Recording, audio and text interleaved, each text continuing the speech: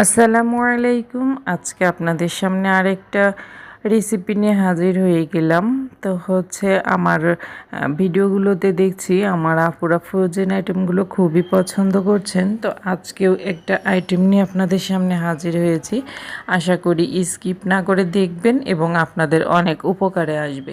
তো আমি আলু পুরি বানানোর জন্য কিছু আলু সিদ্ধ দিয়ে নিয়েছি, তারপরে সামান্য একটু লবণ দিয়ে সিদ্ধতে দিয়ে নিয়েছি।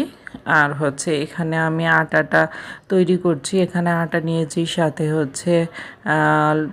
তেল, লবণ মানে রান্নার সাদা তেল নিয়েছি 2 চামচ, আর লবণ দিয়েছি স্বাদ মতো। দেওয়ার পরে এটাকে আমি নর্মাল পানি দিয়ে একটু মানে ডো তৈরি করে অনেকক্ষণ ধরে এটাকে চেপেছি। তারপরে এটাকে রেস্টেও রেখেছিলাম প্রায় আধা ঘন্টার মতো। রাখার পরে এটা যখন একদম সেট হয়ে গেছে, তারপরে আমি এটাকে লেচি কেটে নিয়েছি চাকু দিয়ে।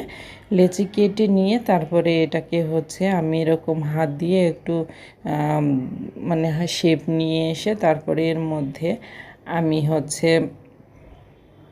যে পেঁয়াজ কুচি দিয়ে আমি পুর তৈরি করে রেখেছিলাম, সেই পুরটা এখন ভরে দিয়ে এটাকে গোল একটা মানে শেপ দিয়ে রাখছি।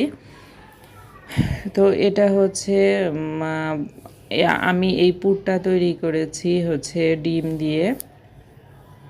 ডিম আর পেঁয়াজ দিয়ে। তো এখন আমি এটাকে রেখে দিচ্ছি। সবগুলো আমি আগে করে নিয়েছি, তারপরে রেখে দিয়েছি। একটা একটা করে যখন তৈরি করব তখন এটা রেস্ট হয়ে যাবে, সেটা সুন্দরভাবে হয়ে যাবে। তো আমি একটু বেলে নিচ্ছি সুন্দর মতো, আর এগুলো কিন্তু একটু বড় বড় করে নিব। তো এটা বাসার জন্যই তৈরি করছি, কোনো সেল করার জন্য না।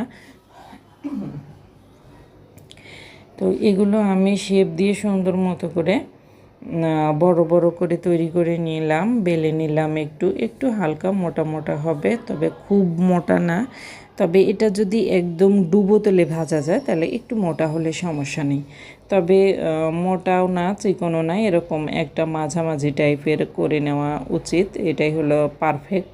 তো আমি একদমই ডুবো তেল দিইনি, এত তেল চিটচিটে আমার বাচ্চারা খাবে না। তো এজন্য আমি ডুবো তেল দিইনি, তবে সামান্যতম একটু 2-3 চামচের মতো সাদা তেল দিয়ে নিয়ে তাতে আমি এটা ছেঁকে নিচ্ছি। তো আলু পুরি, যেহেতু পুরি এগুলো পরাটা এগুলো কিন্তু অনেক তেলেই ভাজে, লুচি। তো এইগুলো যখন ডুবো গরম তেলে দেওয়া যায় তখন সেগুলো এমনিতেই সুন্দরভাবে ফুলে ওঠে। তো আমার এগুলোও ফুলে ওঠে। তো আমি যেহেতু অল্প তেল দিয়েছি তাই একটু আস্তে ধীরে এটা ফুলবে। তো আমি একদিকে বানাচ্ছি আর দিকে ছেঁকে নিচ্ছি। তো এগুলো কিছুটা খাবার জন্য রাখবো আর কিছুটা ফ্রোজেন করে রাখবো, কারণ বাচ্চারা যখন চাইবে তখন বের করে আমি যাতে ওদেরকে দিতে পারি।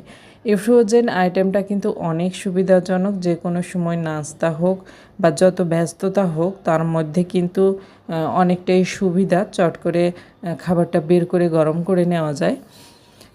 আর ফ্রোজেন আইটেমগুলো বের করে অনেক সময় রাখতে হয় না, রাখলেই বরং সমস্যা হয়। এই বের করার হয়তো 2-4-5 সেকেন্ড পরেই বা বের করে সাথে সাথেও কিন্তু এটা তেলে ভেজে নেওয়া যায়, যেগুলো ছ্যাঁকার বা যেগুলো তেলে দেওয়া নেওয়া যায়। তো আমি তো বেশ কয়েকটা বানিয়ে নিয়েছি। আমার এগুলো কিন্তু ফুলেছে, কিন্তু দেখা যাচ্ছে না, কারণ ডুবো তেলে দিলে সেটা একটু মচমচে টাইপের হয়। তো এই যে আমার ভিতরে কিন্তু পুরটা দেখা যাচ্ছে। তো অনেক টেস্ট হয়েছে।